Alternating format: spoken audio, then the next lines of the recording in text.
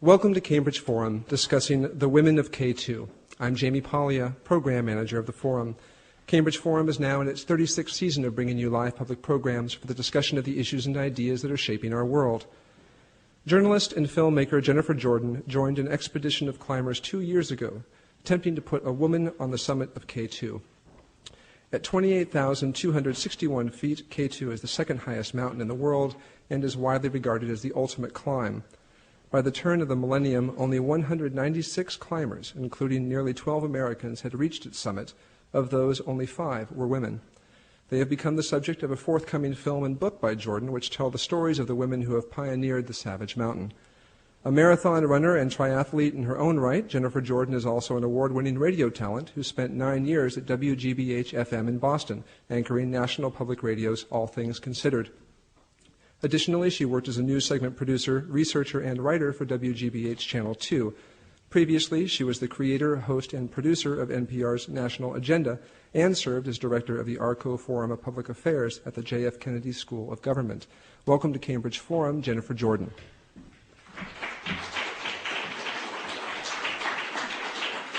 Thank you, Jamie, very much, and thank you all so much for coming out on this night. Let me first start with a handicap caveat.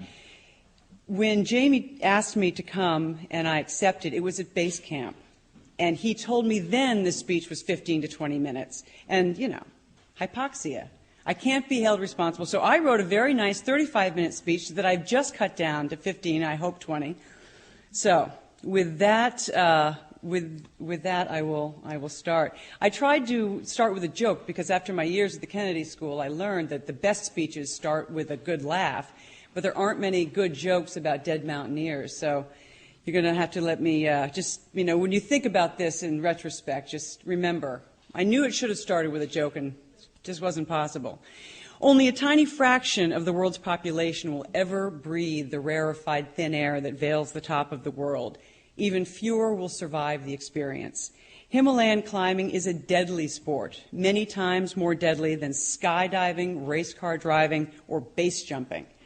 On certain peaks, the fatality rates are staggering, but on K2, they are mind-boggling.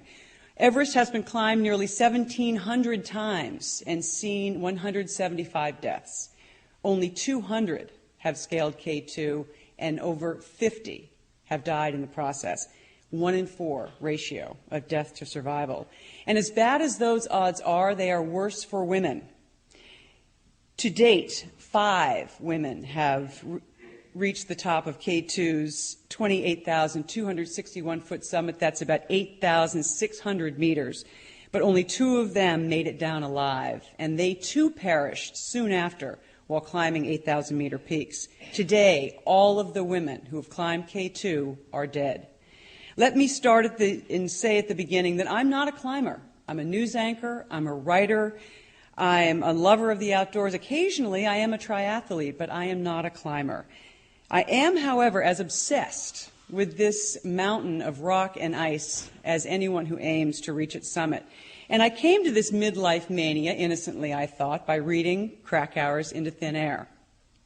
Like millions, I tried to imagine what life was like on the edge of death, that treacherous altitude at and above 25,000 feet, where life simply dies from lack of oxygen.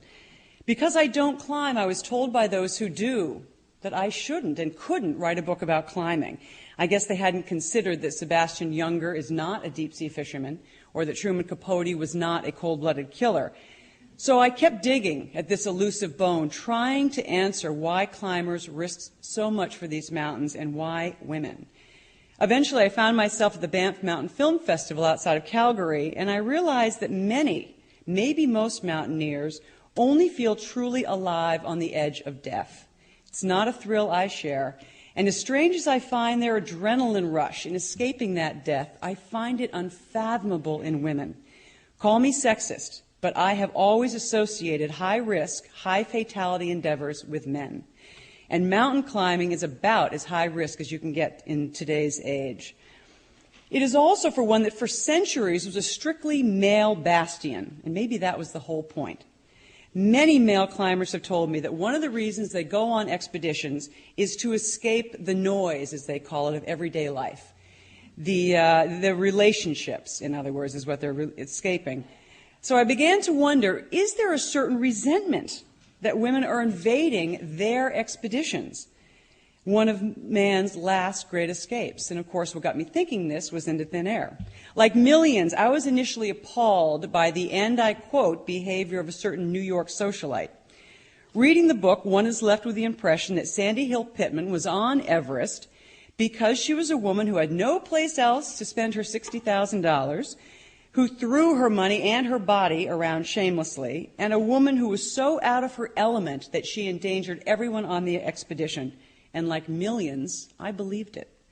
It wasn't until I interviewed many of the survivors of that deadly storm in '96 that I realized the book was based on a true story rather than the true story itself. At the time, I was writing an article on David Brashears, the Boston climber and filmmaker, about his part in helping save the survivors on the mountain that year.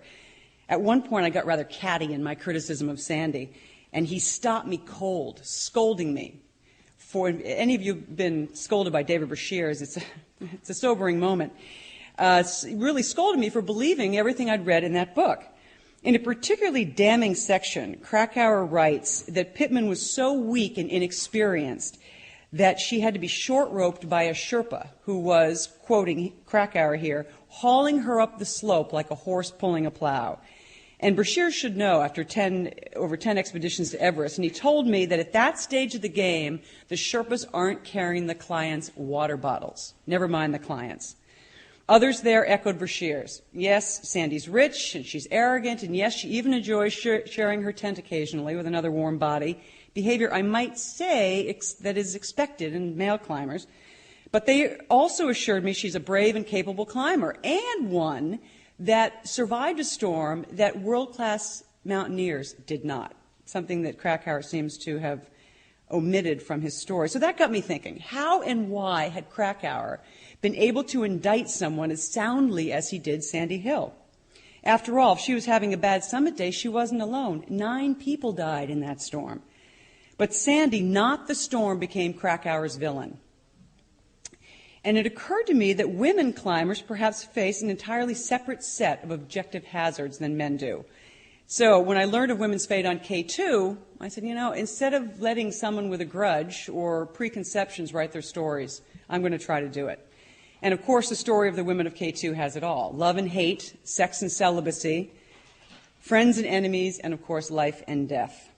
So let's begin where I did, that remarkable fact that all of the women who have climbed K2 are now dead. Why? Is it simply, as some mountaineers have said to me, a numbers game, that there are so few women climbers that it just seems like there's a huge pattern, but there's not. There's just so few women climbing, and they died, and that's the end of the story. But I thought, 100% death rate of these women certainly deserves at least some questions being asked. And realize I've not chosen an easy question, because when asking questions about high altitude, the first truth is that there is no truth. The effects of oxygen deprivation, hubris, and in some cases shame, have created an illusory history based on hypoxic recollections and ego-driven memory. And in some cases, the questions I'm asking regarding women have never before been asked. That said, here are some of the questions as we meet the women of K2. First, because men are objectively stronger than women, and women are loath to admit it, but they are men more able, therefore, to survive prolonged exposure to the devastating effects of high altitude? Second, because mountain climbing is still a very male-dominated sport, do women take risks and push themselves beyond their abilities to prove themselves in that masculine world? And given the life and death nature of climbing, do they defer to those men when the feces hits the fan? I know I'm being recorded. And finally, given the instant celebrity of being a woman in this male world, do women climb mountains like K2 before they're ready, before they've learned the ropes on lesser mountains?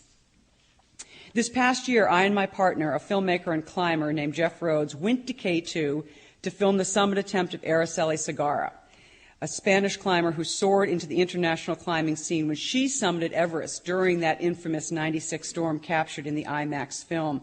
Araceli goes on expeditions when she's the leader. She has learned the hard way that that male world can be very foreboding for her. She's a beautiful woman, and she enters it knowing that, yes, she's a strong climber, but she's judged on other things first.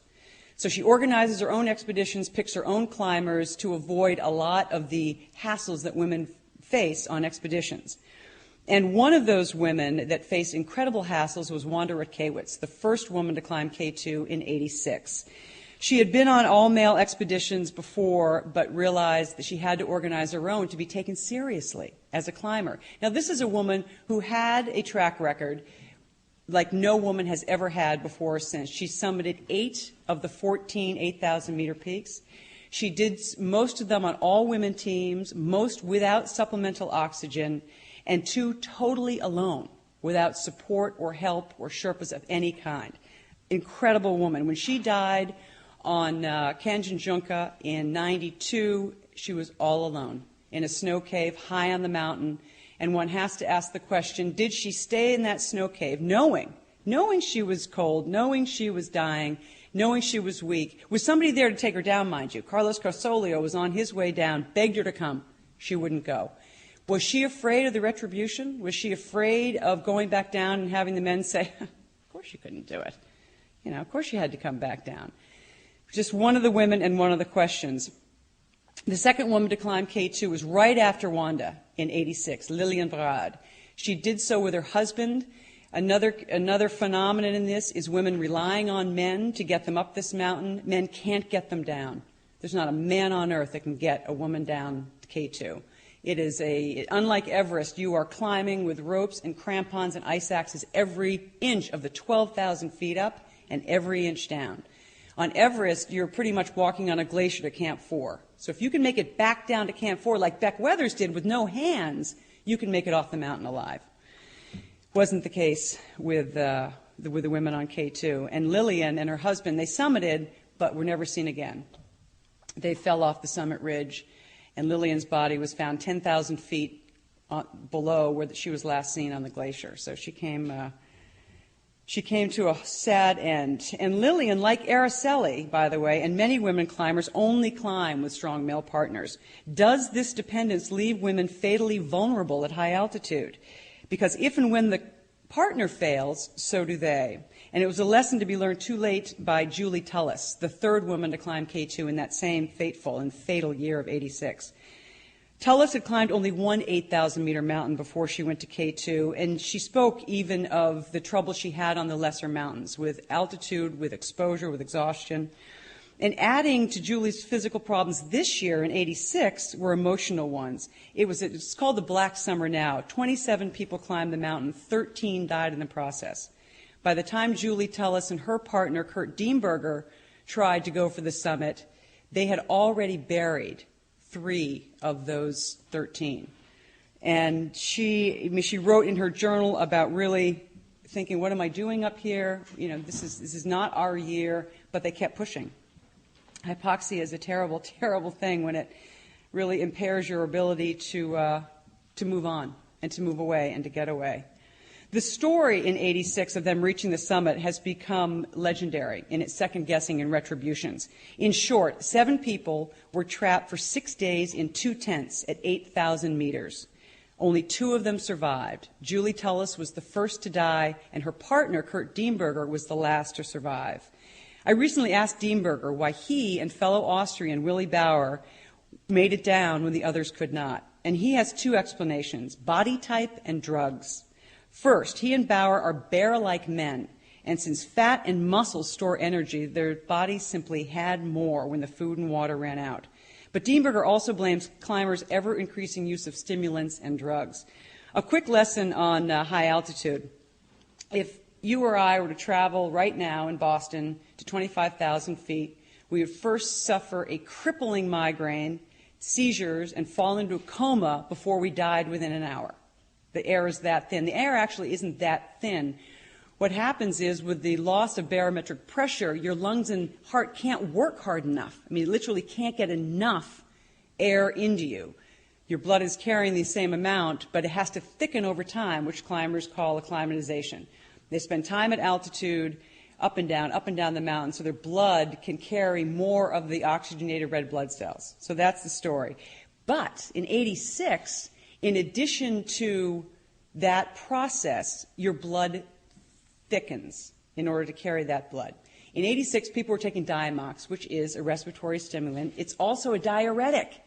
So here are these people dying of thirst and starvation and exposure, taking Diamox so that their already thick blood becomes a molasses, and at that point it was just a waiting game. So they waited it out. By the time the storm broke, 5 were still able to make it for their lives. 2 collapsed right out of their tents and were left for dead. 3 made it down the ropes. Another woman who did not make the summit, but nonetheless an incredible climber, fell asleep on the ropes. She was found the next year, and climbers found her body and buried it a year later. The 2 bear-like men made it down. They lost fingers and toes, but they did not lose their lives like the people above them. And so was Julie Tullis out of her league?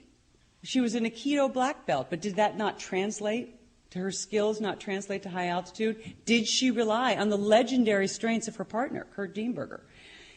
When you rely on somebody at sea level and then you get up there, you don't know that he's barely going to escape the mountain himself with his own life. But Julie Tullis is one of the women who still remains on the mountain. And living in its base this summer, the horrible anticipation of finding her body haunted me. I found many this year. Boots and bones, tents and parkas, mittens and hats, everything and everyone that was once on the mountain eventually ends up at its base. The topography of K2 is one that the avalanches and wind just sweep everything on it off it. One day while walking above base camp, I saw a particularly bright pile of debris. And while I hoped it was just tents and clothing, I slowed as I approached, and then I saw a bare foot emerging from the pile.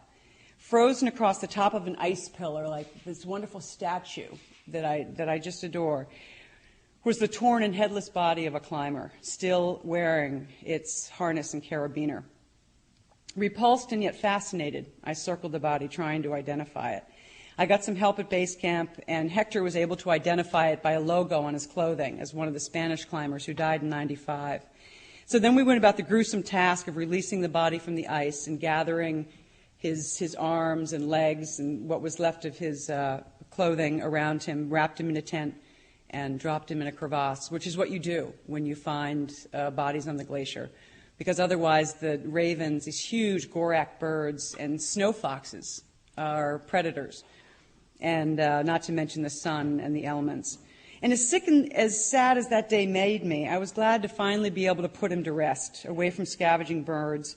And I wondered, had this climber, like Julie Tullis and so many other climbers, rationalized that death would somehow be peaceful and holy, rather than this man's horrific fall from 28,000 feet. But at least there are 2 women who made it down alive. Wanda was the first, and Chantal Monduit was the second, a beautiful, charismatic French woman. And she was provocatively attractive. She'd been climbing since childhood, but unlike most alpinists, she'd never been to the Himalayas before she attempted K2. And that lack of experience nearly killed her. If there hadn't been 4 very strong, capable men to get her down alive, there would have been 4 out of 5 women who died on descent of K2.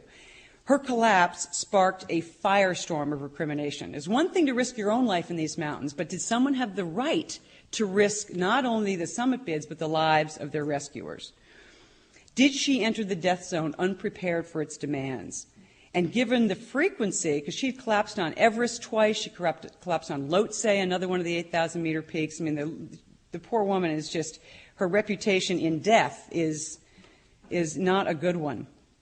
And 2 weeks after her collapse on Everest, she was quoted in Kathmandu as kind of blithely saying, "Oh, well, sometimes I'm in better shape than others," which is not what you want to hear if you sacrificed your summit bid to get her down alive. So one might ask if she, physiologically, and maybe most women, with a few notable exceptions, are less able to withstand the tortures of high altitude. At best, the answer is elusive. At worst, it's unresearched. I have asked a number of pulmonary, cardiac, and endocrine specialists, and they all confirm there's no conclusive data because there's no conclusive research. However, they'll tell you that women have a higher pain threshold thanks to childbirth, and more body fat. So, things that should keep women more alive, but it doesn't work that way.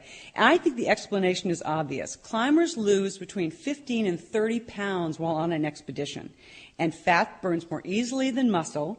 Men have more muscle, so women end up losing their energy source sooner and faster than men, even if they had the fat to begin with. And add to that, even though women have more body fat, it's mostly around our wombs. Men's body fat's head to toe. Do you ever wonder why men are always warmer than we are? It's because they have the fat distributed head to toe, and besides, at base camp, after 2 or 3 weeks of climbing, nobody has any fat on them. I don't care how big you were when you got there. So then I asked the specialist, okay, if you haven't looked at differential body types, what about a woman's menstrual cycle? Surely, with blood being such a precious commodity, if a woman attempts the summit bid during menses, hey, maybe that might deplete an already dire circumstance. They say. Good question. It's just, they haven't looked at it. So it's another area of research we have to get right into.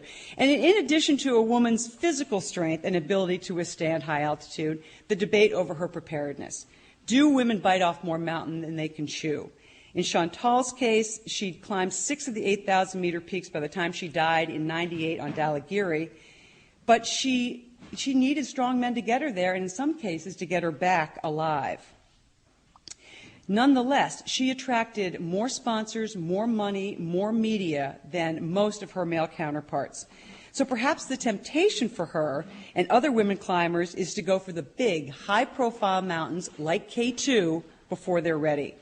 On both of my expeditions to K2, I saw women blissfully ignorant that the statistics could be anywhere near them.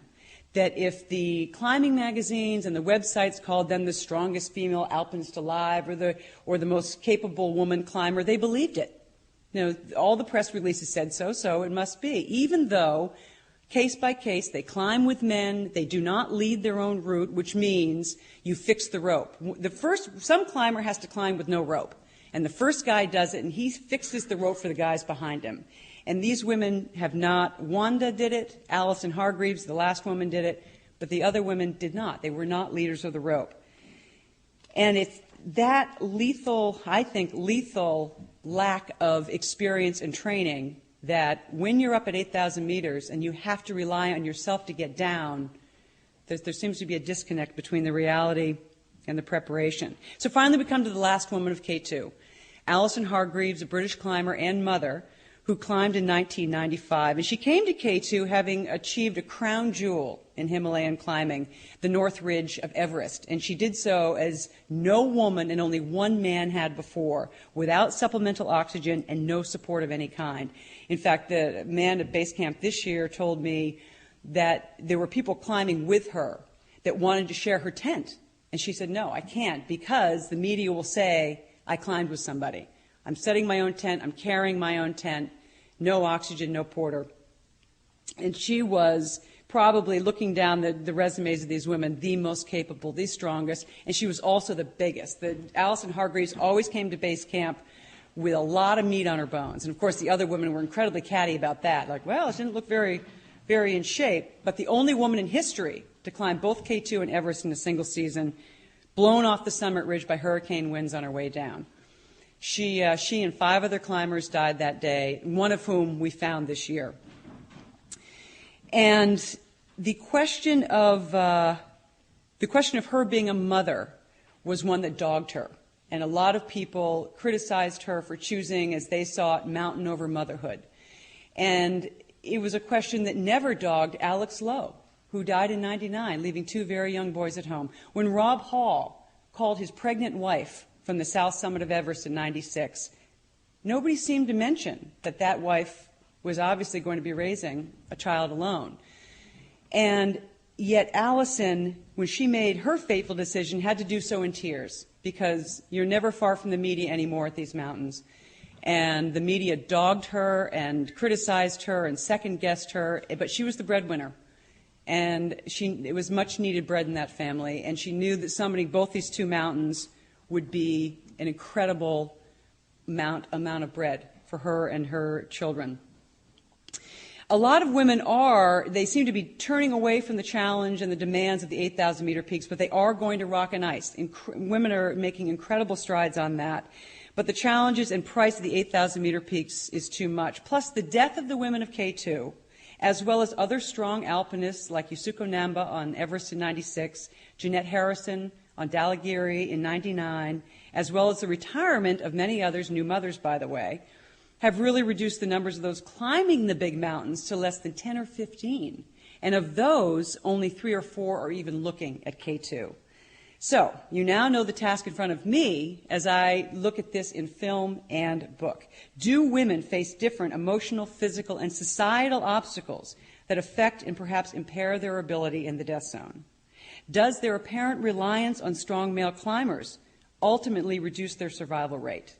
And have the media created an image of certain women climbers that seduces them into attempting mountains beyond their actual experience? But regardless of the debate inherent in these questions, the fact remains that the women who climbed K2 achieved what few men have or ever will. And while their lives and deaths revealed them to be very mortal mountaineers, they nonetheless were reluctant pioneers who were often denied the respect and acknowledgement of those monumental achievements. Finally, the women of K2 are not only those who've been lost, they are and will continue to be those who still dare to dig their crampons into its ice walls. In honoring them, I hope the women of K2 will become a monument to those intrepid souls who strive for its fearsome summit. Thank you.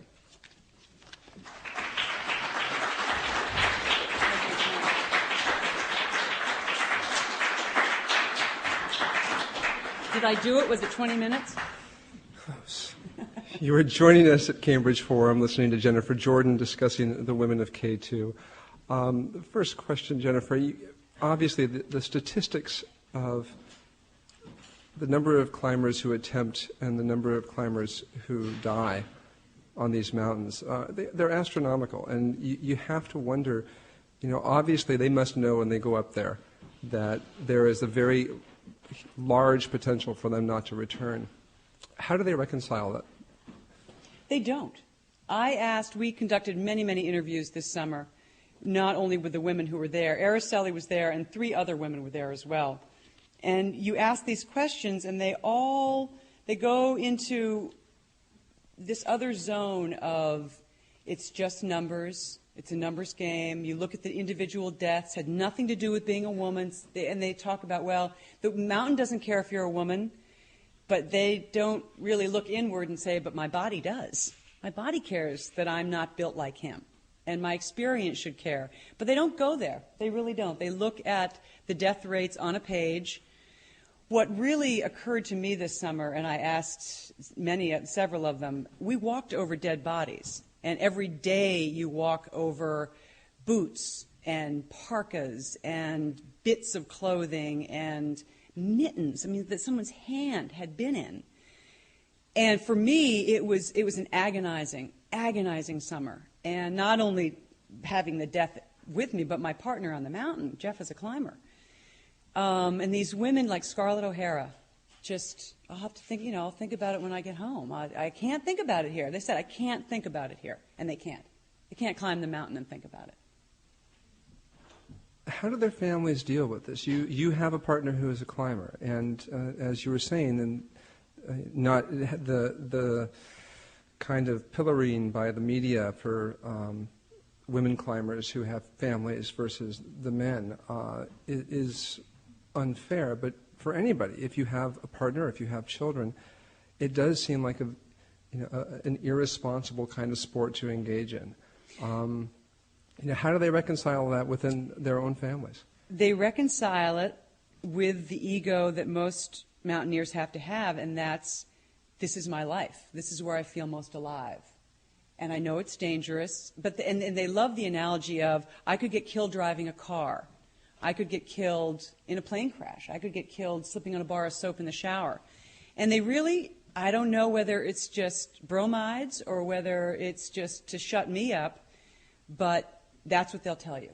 That I'd rather die in the mountains, a direct quote of Araceli, I'd rather die in the mountains than in a car wreck at home. Not looking at the statistics of her rate of possibility of dying in K2 is 1 in 4 versus 1 in what million of plane or car. So it's a denial game. They're masters of denial. And I love you all out there, but you're masters of denial. You are listening to Jennifer Jordan discussing the women of K2. The floor is now open to the audience for questions and comments. Please use the microphone.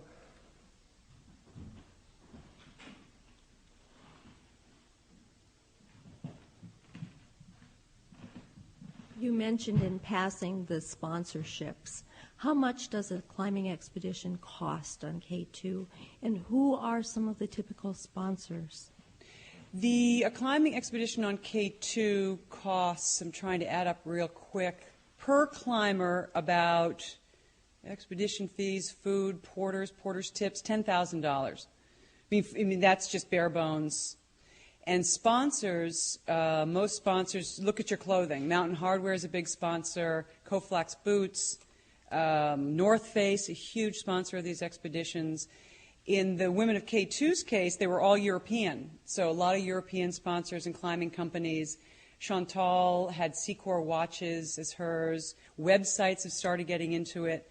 The woman that I followed in 2000 had Great Mountain Outdoors is out of business, one of those websites about the outdoors, and we had all Mountain Hardwear gear on our expedition. And Araceli had a lot of Spanish sponsors as well. But, well, if that's it. Oh.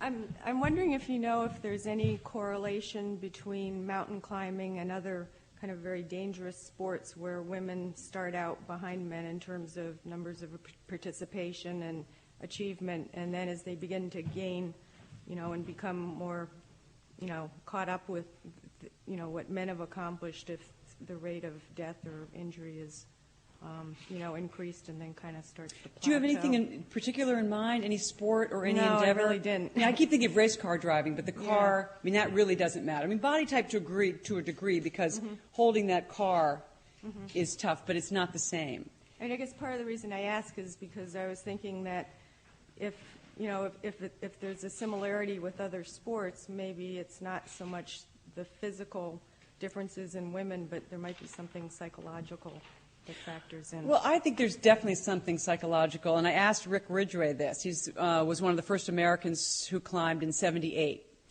and I asked him about the ability to compartmentalize. And I will speak as a woman, and I am not very good at shutting off the life that I leave behind at home.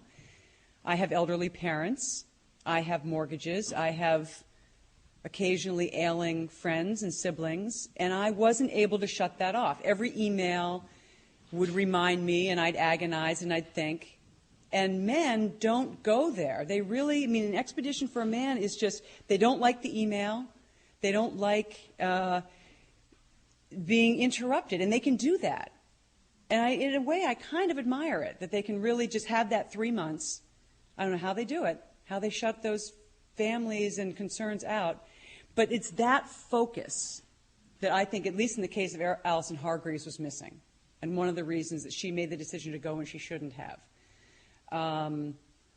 That the ability to just shut down and not go there with the length of the expedition. And it's in the women, the women that I asked this year had that ability. So maybe that's the defining characteristic of a climber. I'm not sure I answered your question, but I hope I touched on it. And that's good research to do of how women's death rates compare in other sports. Yes? Yes, I was wondering if you knew, looking at mountain climbing in general, how many women climbers are there altogether in the whole field of mountain climbers? How many men and how many women take up that sport? Well, you mean the big mountains, alpine climbing, like in the 8,000-meter peaks? No, generally mountain climbing. Generally speaking, people who go out there and are avid mountain climbers, where you said you have to have the pick and everything. Generally, how many women enter this sport? Well, you have to define, okay, if we're including the Alps and we're including 6,000 and 7,000 and 8,000-meter peaks, then I would say there are scores to maybe 100 women. That's all? Yeah. And there are thousands of men. The thousands. I mean, you can just look at the numbers of the women that have climbed K2 versus the men that have. I mean, just the numbers there, and you've got a 1 to 20. What about lesser mountains? Well, that's the thing. Women are going for rock and ice, and they're staying away from the alpine game. It's too long. I think that the dedication of 3 months is one that they either can't or are unwilling to make increasingly. Because 20 years ago, Wanda Rutkewicz led all-women expeditions. You couldn't put an all-woman expedition together today. There just aren't enough women out there. What about single women? It doesn't matter. No, these were mostly single women. Oh. Mostly single women. Yeah, in fact, Wanda suffered 2 divorces and the death of a 3rd fiancé on one of her climbs. Mm-hmm. It's not. Most women who do this do it before they marry. And the women who are the professional mountain climbers, are they women who were brought up in an area where there are mountains, some, or was it in their family? Nope. Some yes and some no. I mean, Chantal grew up in Chamonix, France, but the woman I followed in 2000 grew up in Littleton, Connecticut. Mm.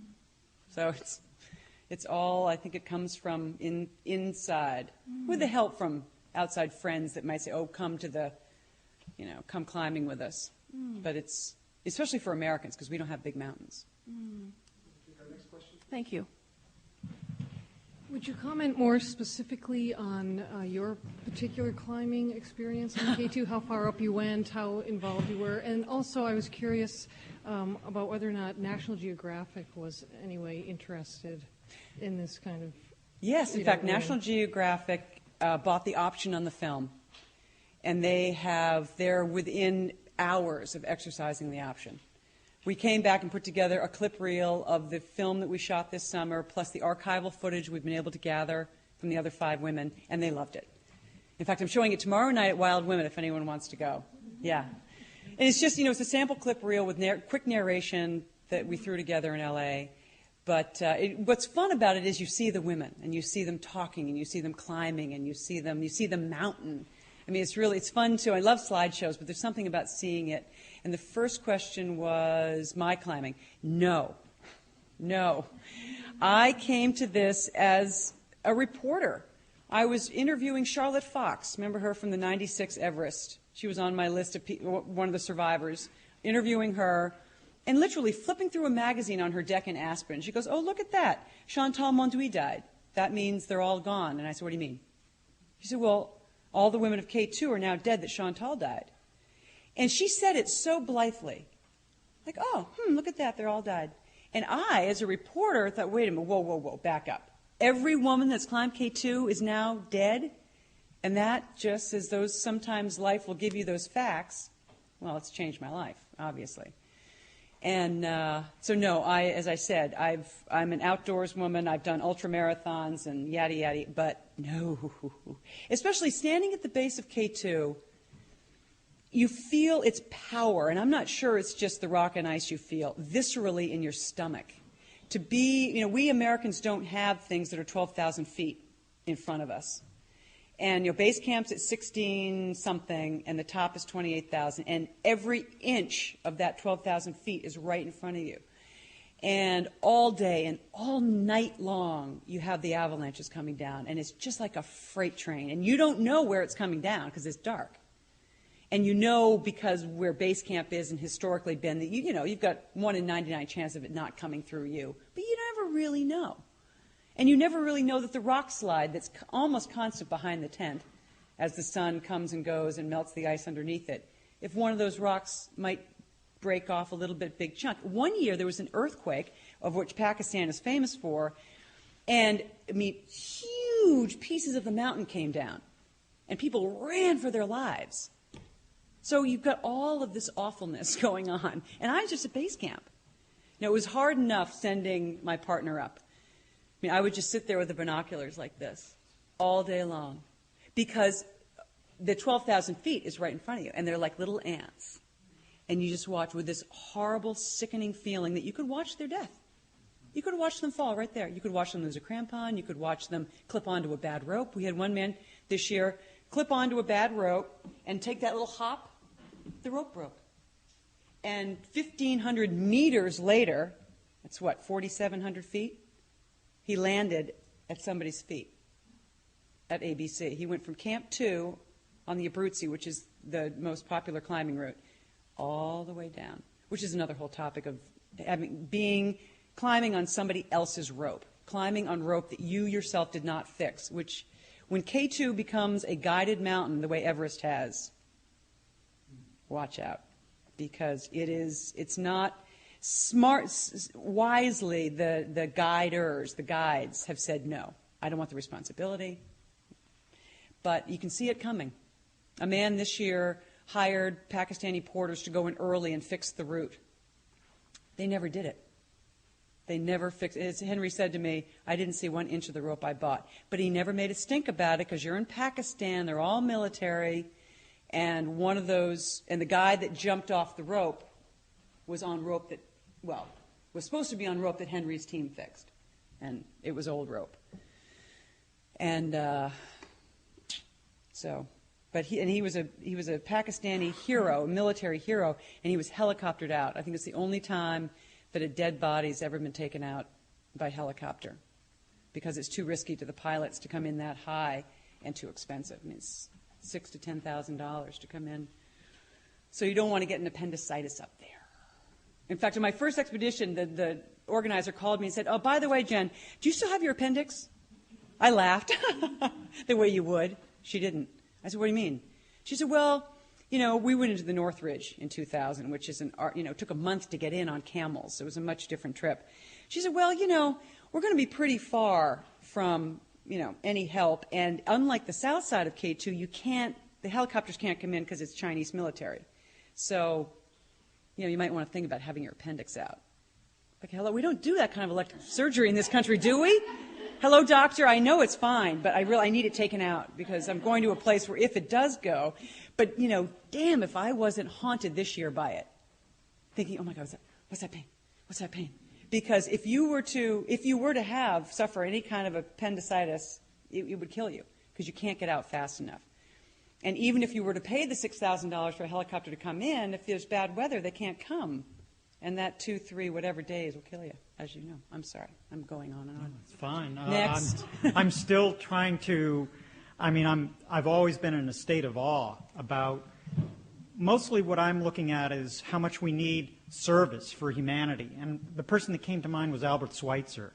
The kind of dedication, I wonder what's the psyche of all, this whole phenomenon of Everest and all of that, got to do it in order to be authentic or what? And it's sort of like, I think there's a hidden pathology here, but I don't really understand it. And since you're closer to it, maybe, and knowing some of the people, what drives them to do that versus be walking in the shoes of Albert Schweitzer or Rachel Carson, or, we need people like that.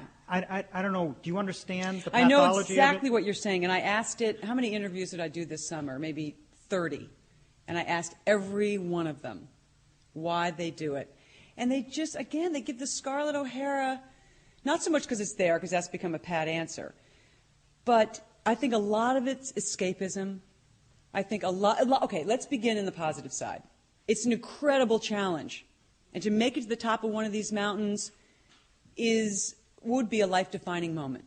And to do, obviously, to do it on your own steam, nobody can get you up. You can be on somebody else's rope, and somebody can help you, but you've got to get yourself up. What walk in the shoes of Rachel Carson? She wrote a book over 40 years ago, and meanwhile... Well, I think that, the phenomenon of mountain climbers and the just the explosion of guided climbing, and, right. What was with the 80-something summited Everest one day this past May? 80 people, the highest mountain in the world? It's a conveyor belt.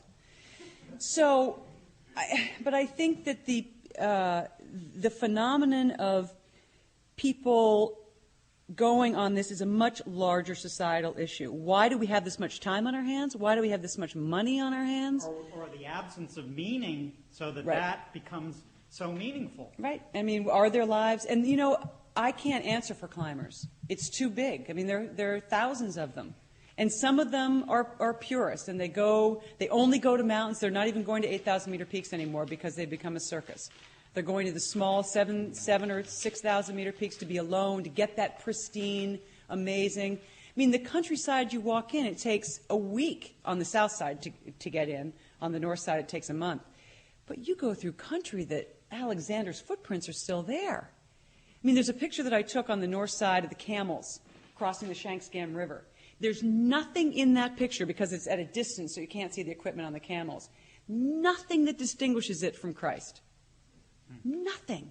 The mountains, the river, the camel, and that's an unbelievable feeling. Untouched.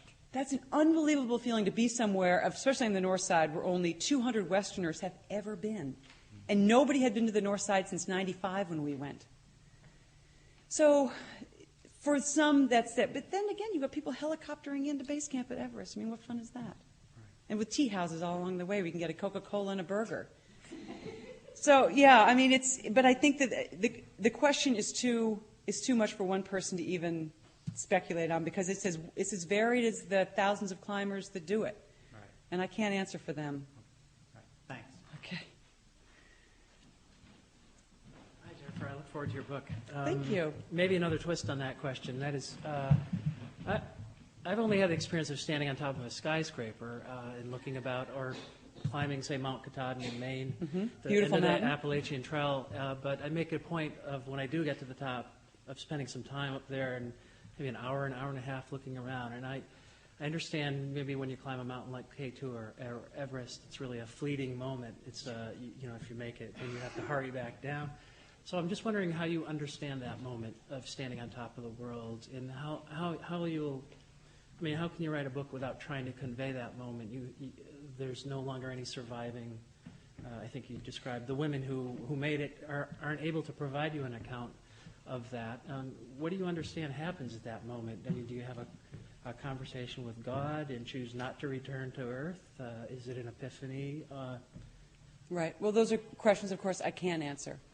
I can answer that the hypoxia at that, especially on K2, because women and men don't climb with oxygen, almost always. And there are huge expeditions that have the money and the manpower to bring it up. But for the most part, people climb K2 without oxygen, because you can't get it in there. So even if the women had survived their descent, their hypoxia would not enable them. Wanda does say of the experience, it was magic up there. She spent 2 hours on the summit.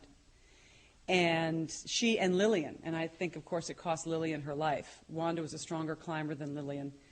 So to answer your question, I have to rely on my ability to learn from others. I have to rely on my ability to be empathetic to life and death, to experience, to my own moments of epiphany, to my own journeys that have, crossing the finish of the Ironman, I think, was an epiphany that I can translate in that to break through barriers to reach an achievement, a goal that you've set, I think translate. And you're right, I'll never be at the top of an 8,000-meter peak. But then again, as I said, I'll never, Truman Capote never knifed somebody 47 times and wrote a bestseller about it. Probably the ultimate book on the subject. And I think I've got to rely on my ability to listen and to learn from those who have. My partner and his Sherpa are the only people to have ever climbed Everest twice in a week. And Jeff speaks very eloquently of that moment of being on the top of the world, and the crystalline air, and there's a purity of the world. But I don't think you need to be there to find it. I have epiphanies swimming in Blodgett Pool. Those moments of just pure, it all comes together. I hope. Maybe I'll fail. I hope I won't. But I hope I'll be able to learn enough and get enough and love enough these women and their stories to do them justice and their experience. I have what feels like a related question. You made a comment earlier about Allison Hargreaves making it to the top and climbing to the top when she shouldn't have. And, of course, we can't interview her. We don't know what she was thinking or what experience she had, what epiphany she had at the top. And so I'm wondering what it is about this experience of writing this book and doing these interviews that made you come to that judgment that she shouldn't have done it. And how do we know? Because we haven't been in her shoes. One thing about mountain climbers, to an individual, I would say nearly all of them write journals. So we have Allison's journals of her last moments at base camp and on the mountain. Her climbing, the team that was still on the mountain when they fell, some of the team members were still on the mountain, they went in through the tents on the way down and brought down her stuff. And I say that about Allison because she had already climbed Everest. So she left home and 2 toddlers, 4 and 7, at sometime in March to go to Everest. So she was gone that entire spring. She went home to London in between K2 and Everest for 2 weeks. And she writes of the agony of leaving her children. And she went to K2 and she got there in mid-June, which is a little late, but within the time frame. And she went in with an English team, and for some reason, and she does not write about this, she wasn't comfortable with her partner, Alan Hinks. Alan Hinks says that he thinks she thought she had a better chance with the American team. So she jumped ship over to the Americans.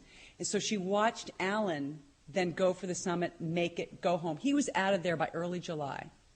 So she jumped the wrong ship. So she had to stay in base camp, and then a storm set in. July is a horrible month because you just never know. And a lot of any expedition is spent at base camp waiting for storms. So she had a month of that agony, like rethinking, oh my, why? All the time getting emails, Mommy, Mommy, Mommy, when are you coming home? So her last entry in her journal, and people heard her crying in her tent about, she'd already packed her things, the porters had come, because you prearrange when your porters are going to come get you, and you kind of estimate.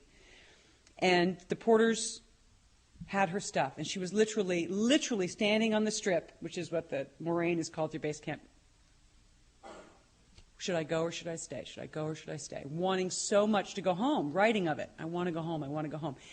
But she stayed. They had a weather report that the weather was going to clear. It did. She went for the summit bid. And the reason I'd speculate that perhaps she shouldn't have gone up was because of her being so torn and not focused. She wasn't focused on climbing the mountain. She was focused on leaving the mountain. And Peter Hillary, Jr., was on the mountain that year with her. And they were all climbing together, and he looked up, and he said, I don't like the look of that weather. Those clouds look a little too severe. I'm going to turn around. Allison said, no, I'm going to go for it. Peter survived. The other 6 with him did not. So, you're absolutely right.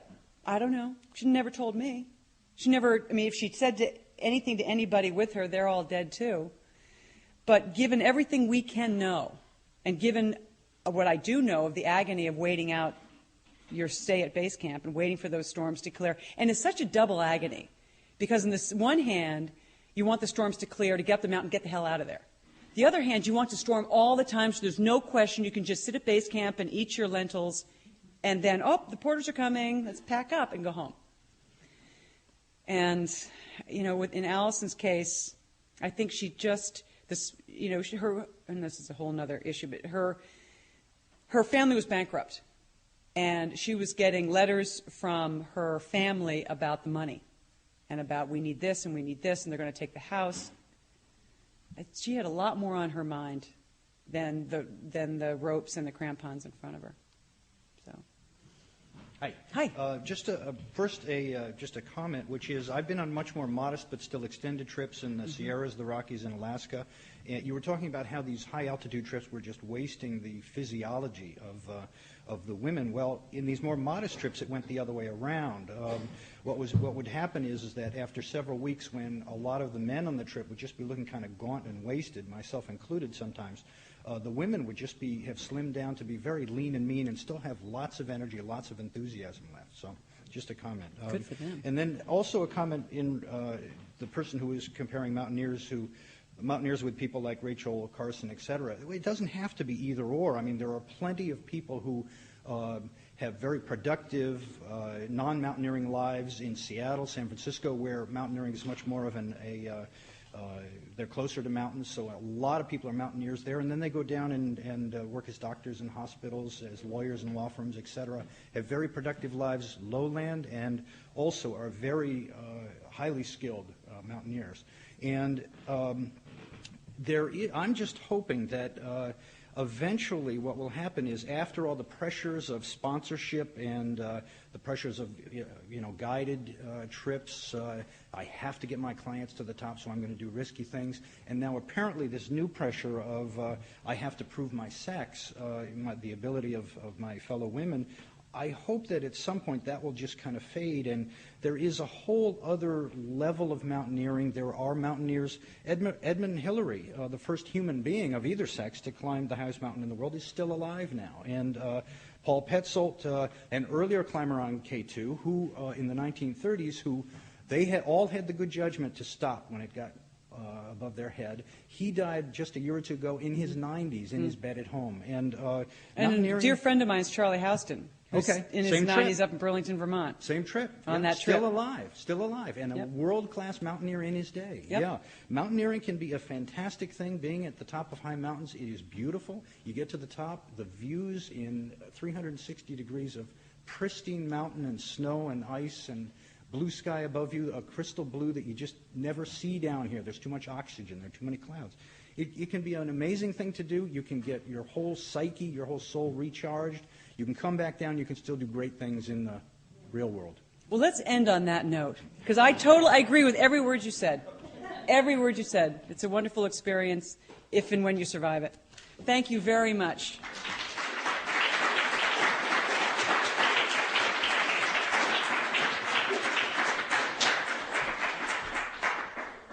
Thank you, Jennifer Jordan.